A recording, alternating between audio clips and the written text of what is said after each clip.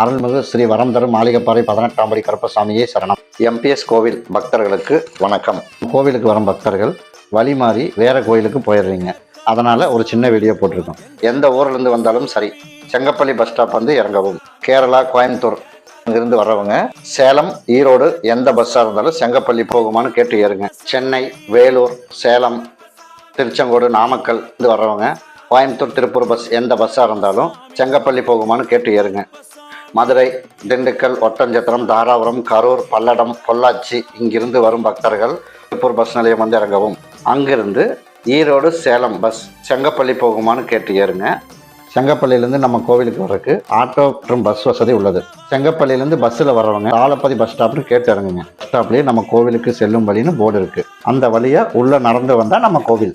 ஆட்டோவில் வரும் பக்தர்கள் கோவில் பேரை சொன்னீங்கனாலே கொண்டாந்து கோயிலில் இறக்கி விட்டுருவோம். கருப்பசாமியே சரணம். நன்றி, வணக்கம்.